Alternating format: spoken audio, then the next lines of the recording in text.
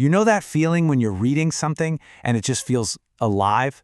It's not just the words on the page, right? It's something more. It's almost like a secret code that writers use to paint these incredible pictures in our minds. Well, today, we're going to grab our decoder rings and figure out exactly how it works. Okay, check this out. The silence was a thick blanket. Just let that sink in for a second. You can almost feel that, can't you? The weight of it. Maybe it's comforting, or maybe it's even a little suffocating. It's got texture. So what's going on here? Why is that phrase so much more powerful than just saying, it was very quiet? The answer? It's all about the magic of descriptive language. And yeah, that magic actually has a name. We're diving into the art of description. This is all about using words to go way beyond their simple literal meaning, to create a feeling, a mood, a whole picture. The official term for this is figurative language. And really, it's just a fancy way of saying we're using words for their vibe, not just their dictionary definition. It's all about creating an effect, painting a picture, stirring up an emotion. It's the huge difference between just saying what something is and describing what it feels like. So, you might be asking, why bother? Well, there are some really good reasons. For starters, it creates this rich, descriptive world that just pulls you right in.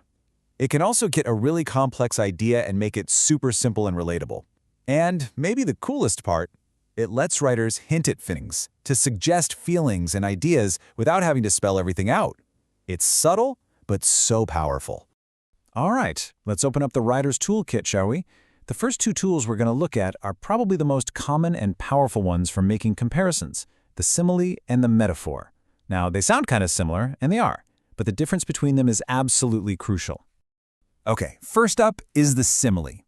The key thing to remember here is that a simile compares two different things using two magic words, like or as. It's like you're building a little bridge between two ideas. So when you say someone is as strong as an ox, obviously you don't think they're an actual ox.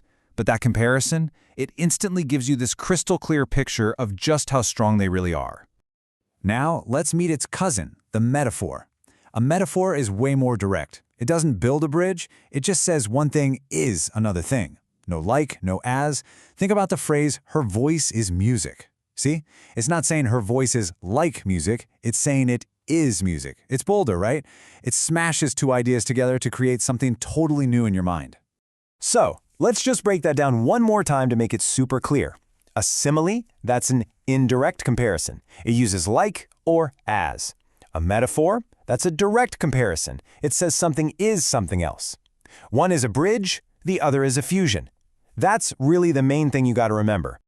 All right, the next tool in our kit is a little different.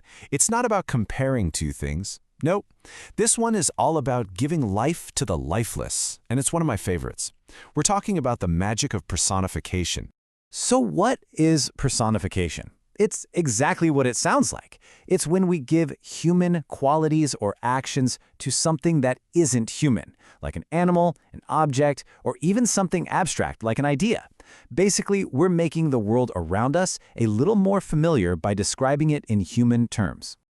Just look at this example. A car can't actually be weary, right? It can't cough. Those are things people do. But when we use those words, we instantly get this perfect picture of a beat-up old car that's struggling to keep going. You can almost hear that engine sputtering, can't you? Okay, so we've got the tools down. Simile, metaphor, personification. But just knowing what they are, that's only half the battle. To really, truly unlock their power, you need the master key. And that key is context. See, the meaning of these phrases isn't just fixed in place. It can change a lot, depending on the context. Think about when and where something was written. For example, if you read something from Shakespeare's time that compared a loving parent to a pelican, you might be like, huh? But back then, there was this belief that pelicans would feed their babies with their own blood. So suddenly, that becomes this incredibly powerful metaphor for self-sacrifice. See? Context is absolutely everything. So how can you put this into practice? It's actually a pretty simple three-step process. First, you just have to spot the phrase. Is it a simile, a metaphor? Then, and this is the important part, you have to consider the context. Who wrote it? When? What was going on? And finally, you get to interpret the impact. Just ask yourself, what was the author really trying to make me feel or think with that specific image? Woo! We've covered a lot of ground, haven't we? From blankets of silence to cars that cough. So let's take a second and do a quick recap. We'll put all these awesome tools back in the toolkit, all nice and organized. And here they are, all lined up. You've got your simile, which compares things using like or as. The clouds were like cotton balls. Then you've got the metaphor, that direct, bold comparison. The test was a battlefield. And finally, personification, giving human qualities to stuff that isn't human. The wind whispered secrets. 3 amazing tools to make language pop. So we'll leave you with this thought. Now you have the tools. You can spot this stuff, you can analyze it, and you can even use it yourself. So here's a question for you. What part of your world could you bring to life with language?